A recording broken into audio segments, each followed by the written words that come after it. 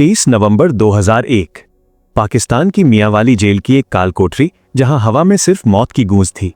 16 सालों से एक शख्स इसी अंधेरे में कैद था, जिसका शरीर टॉर्चर की वजह से हड्डियों का ढांचा बन चुका था, लेकिन उसकी आंखों में देशभक्ति की वो चमक अब भी जिंदा थी जो दुश्मन को जलाकर राख कर दे। पाकिस्तानी अधिकारियों ने उससे आखिरी बार पूछा, नबी अहमद, मरते मरते तो सच बता दो, कितनी जानकारी भारत को भेजी तुमने? वो शख्स धीरे से मुस्कुराया और बोला, उतनी जितनी तुम्हारी पूरी ISI मिलकर भी कभी ढूंढ नहीं पाएगी। कुछ घंटों बाद वो जाबाज इस दुनिया से चला गया। लेकिन क्या आप जानते हैं कि उसकी मौत की खबर भारत को कब मिली? पूरे 3 साल बाद।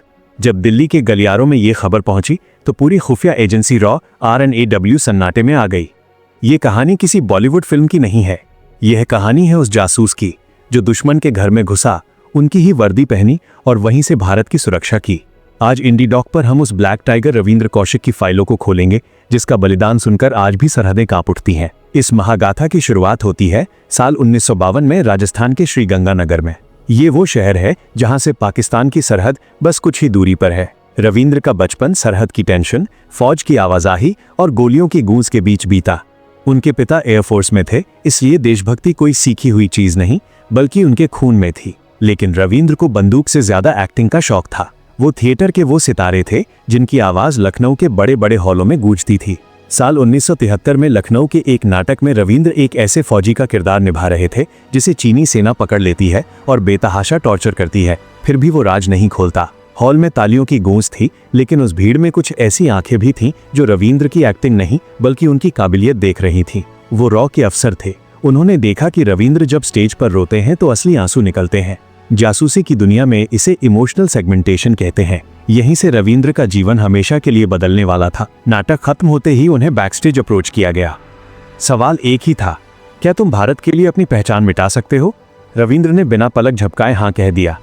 1972 से 1975 तक रविंद्र कौशिक दुनिया की नजरों से गायब हो गए। उनके परिवार को भी नहीं पता था कि उनका बेटा कहाँ है। रॉ की एक गुप्त जगह पर उनकी रूह कंपा देने वाली ट्रेनिंग शुरू हुई।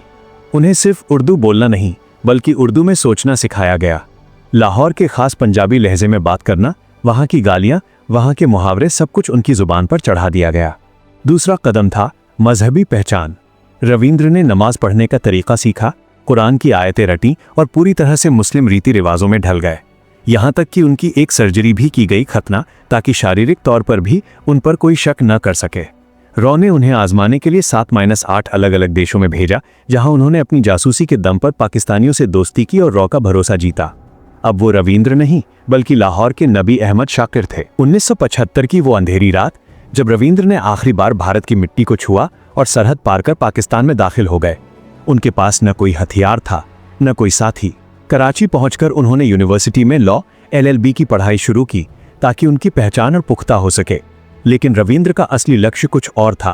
तभी उन्हें खबर मिली कि पाकिस्तान मिलिट्री के अकाउंट्स डिपार्टमेंट में भर्ती चल रही है। उन्होंने तुरंत अप्लाई किया।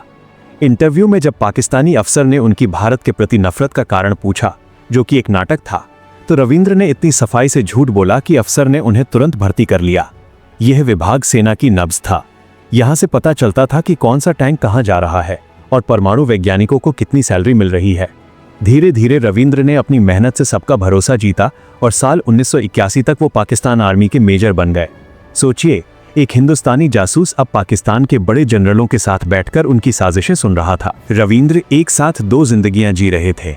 उन्होंने वहां अमानत नाम की लड़की से शादी की और उनका एक बच्चा भी हुआ। अमानत को 7 साल तक अंदाजा नहीं हुआ कि उसका पति असल में कौन है। रात के अंधेरे में जब दुनिया सोती थी, रविंद्र अदृश्य स्याही इनविजिबल इंक से भारत को संदेश भेजते थे। उन्होंने पाकिस्तान के परमाणु कार्यक्रम, डॉक्टर AQ खान का प्रोजेक्ट, सीक्रेट बंकर्स की लोकेशन और भारत पर होने वाले बड़े हमलों की एडवांस खबर रॉ तक पहुंचाई। उनकी वजह से हजारों भारतीय सैनिकों की जान बची। जब प्रधानमंत्री इंदिरा गांधी को उनकी रिपोर्ट्स मिली तो उन्होंने रविंद्र को नाम दिया द ब्लैक टाइगर। वो 3-4 बार भारत भी आए, पर हमेशा अपने परिवार से ये झूठ बोला कि वो दुबई में काम करते हैं। लेकिन जासूसी की दुनिया में वफादारी से ज्यादा गद्दारी का डर होता है। सितंबर 1983 में रॉ ने रविंद्र तक एक जरूरी संदेश भेजने के लिए इनायत मसीह नाम के एक नए एजेंट को भेजा। इनायत सरहद पर पकड़ा गया और टॉर्चर के दौरान उसने रविंद्र का नाम उगल दिया।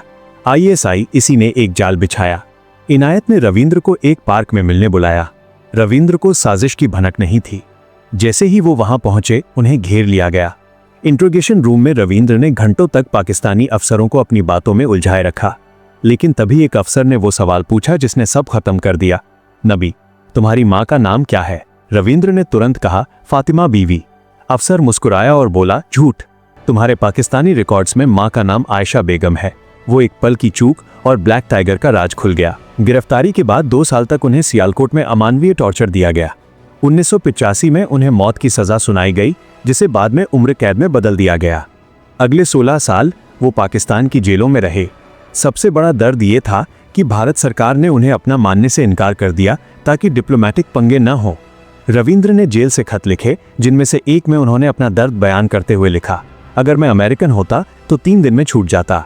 क्या भारत जैसे बड़े देश के लिए कुर्बानी देने वालों को यही मिलता है? 21 नवंबर 2001 को टीबी और दिल की बीमारी की वजह से भारत का ये शेर शहीद हो गया। पाकिस्तान ने उन्हें जेल के पीछे ही एक गुमनाम कब्र में दफना दिया। सालों बाद उनके परिवार को पेंशन और उन्हें कीर्ति चक्र से नवाजा गया, लेकिन क्या ये काफी था?